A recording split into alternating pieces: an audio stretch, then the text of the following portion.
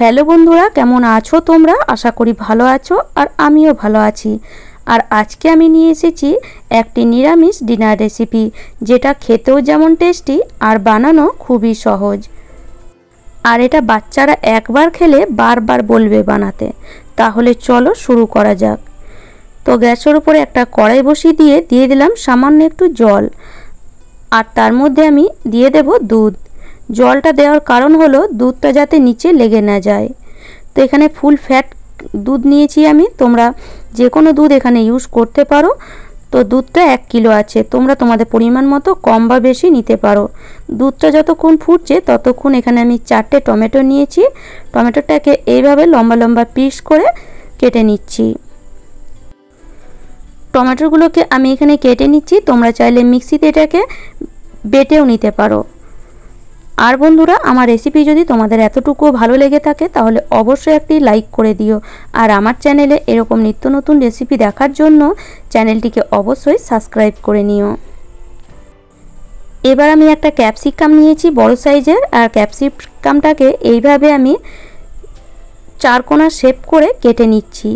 খুব বেশি ছোট করিনি, একটু মিডিয়াম সাইজে এটাকে কেটে নিয়েছি। ক্যাপসিকাম তোমরা এখানে কমও দিতে পারো, আবার একটু বেশিও দিতে পারো। এবার আমি এখানে 4 পিস লঙ্কা নিয়েছি, আর লঙ্কাটাকে এভাবে একদম মিহিন করে কেটে নিচ্ছি।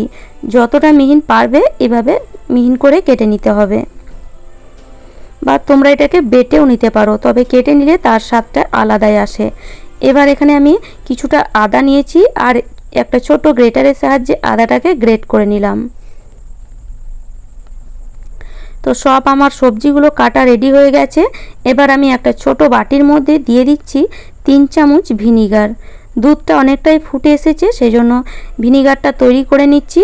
তোমরা এটা লেবুর রস দিয়েও দুধটা কেটে নিতে পারো। বুঝতেই পারছো যে এখানে আমি দুধটা কাটবো। তো 3 চামচ ভিনিগারের জন্য 3 চামচ জল দিয়ে দিলাম। দুটো জিনিসকে ভালো করে মিশিয়ে নিলাম। তো দেখো দুধটাও এখন ফুটে এসেছে। তো দুধটা যখন এইভাবে ফুটে উঠবে তখন এর মধ্যে এই ভিনিগারের জলটা দিয়ে দিতে হবে। তো একসাথে সব দেওয়ার দরকার নেই, যতটা লাগবে ততটাই দেওয়া ভালো। তো এই হাতাতে করে আমি অল্প অল্প করে নেব আর এইভাবে মিশিয়ে দেব। এতে ভিনিগারের পুরো জলটা লাগে না, আর ছানাটা খুব ভালো কাটা হয়। তো গ্যাসের ফ্লেমটা এই সময় আমি একদম লোতে করে দিলাম, যেহেতু দুধটা খুব ফুটে উঠেছে সেজন্য। আর দেখো ছানাটা অনেকটাই কেটে গেছে। তো 3বার আমি দিয়েছি, আর কিছুটা আমার বেঁচে গেছে। আর দেখো দুধটা কিন্তু খুব ভালো কেটে গেছে, ছানাটা একদম রেডি হয়ে গেছে। দেখতেই পাচ্ছ দেখো পুরো এখানে জল। তো চলো এটাকে কিছুক্ষণ রেখে দেব, তারপরে ছানাটাকে ছেঁকে নেব। আর ছাকার জন্য এখানে আমি ছাঁকনি নিয়েছি, আর তার উপরে একটা পাতলা সুতির কাপড় দিয়ে দেব। এতে ছানাটা ছাকা ভালো হবে। এবার ছানাটাকে ছেঁকে নিচ্ছি। ছানাটা তবুও এখনও দেখো গরম আছে।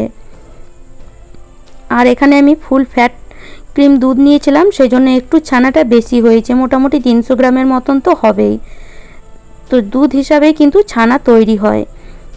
তো চলো এটাকে এইভাবে রেখে দিই। ততক্ষণ গ্যাসের মধ্যে একটা কড়াই বসিয়ে দিয়ে দিচ্ছি রিফাইন অয়েল। তো মোটামুটি 2 চামচের মতন দিয়েছি, আর এখানে একটা তেজপাতা, সামান্য একটু জিরে, 4টে লং আর 2টো এলাচ দিয়েছি।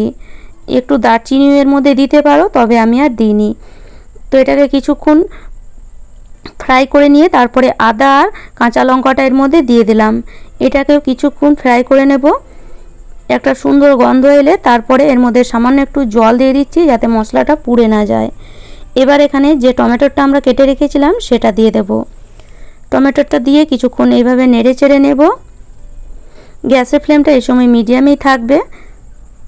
এবার এখানে কিছু ড্রাই মশলা অ্যাড করে দেব। তো প্রথমেই দিয়ে দিচ্ছি পরিমাণ মতো লবণ, 1/2 চামচ হলুদ গুঁড়ো, 1/2 চামচ লঙ্কা গুঁড়ো, 2 চামচ ধনে গুঁড়ো, আর 1 চামচ জিরে গুঁড়ো।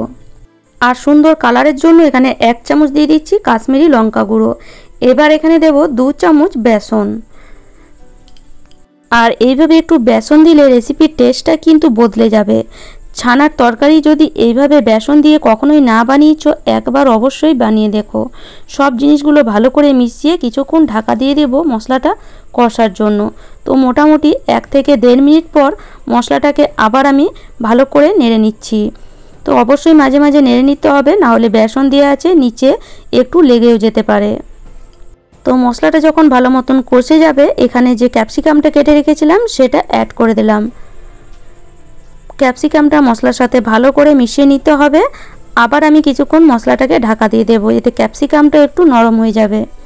তো মোটামুটি 2 মিনিট পর দেখো ক্যাপসিকামটা অনেকটাই নরম হয়ে গেছে আর মশলাটাও খুব ভালো মতন কষে গেছে। দেখতেই পাচ্ছ মশলা থেকে সুন্দর তেল বেরিয়ে এসেছে আর টমেটোগুলো দেখো কত সুন্দর একদম গলে গেছে। এবার এখানে যে ছানাটা আমরা বের করেছিলাম সেই ছানাটা এখানে অ্যাড করে দিচ্ছি। এটা আমি ছানা দিয়ে বানাচ্ছি, তোমরা চাইলে পনির দিয়েও এটাকে বানিয়ে নিতে পারো। এবার ভালো করে সব জিনিসগুলোকে এইভাবে মিশিয়ে নিতে হবে আর ছানাটাকে অবশ্যই এইভাবে ভেঙে নিতে হবে। আর এই সময় গ্যাসের ফ্লেমটা লোতে রাখবো আর কিছুক্ষণ পর পর এটাকে এইভাবে নাড়তে থাকবো। তো সামান্য এখানে আমি একটু জল অ্যাড করে দিচ্ছি, কেননা ছানাটা অনেকটাই শুকনো লাগছে। তোমরা যদি চাও তাহলে ছানার জলটা দিয়ে দিতে পারো, ছানার জলটা না ফেলে তোমরা ছানার জলটা দিয়ে আটাও মেখে নিতে পারো। এবার এখানে আমি 1 চামচ চিনি দিয়ে দিলাম, এতে টেস্টটাও খুব ভালো আসবে। আর দিয়ে দিচ্ছি কিছুটা পরিমাণ কাস্তুরি মেথি পাতা।